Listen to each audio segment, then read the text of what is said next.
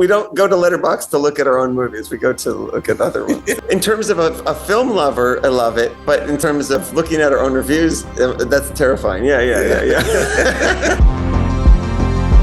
The Emperor's Naked Army marches on. It's a Japanese documentary, so haunting and beautiful and stressful. I don't rewatch movies a ton, but that one I've seen many times. The one that David and I always reference is Excalibur. Dirty and grimy and realistic and fantastical, and it has all these weird sexual overtones going through it. That was the first time I paid attention to how the score made me feel. I just had to listen to it over and over again on repeat. As a kid, I was really influenced by Watership Down. It's still one of my favorite movies of all time. It was the first time as a child I ever saw an animated film where the ending, the main character dies, but you feel extremely hopeful. And just like seeing like the reality of the human condition in these rabbits, I long to see another film like that someday. The same director, Martin Rosen, did a film called The Plague Dogs. For as successful as Watership Down was, Plague Dogs was a bomb. You know, the world had changed by then. This came out in the early 80s. It was the age of the blockbuster. And this film is 10 times darker than Watership Down. It's so bleak, but it's so beautiful and haunting. It makes me cry more than any other movie. I really love Young Frankenstein. That movie has like some of the best written humor. And you see his love for Frankenstein in every inch of the movie. So it doesn't feel like a spoof. It's doing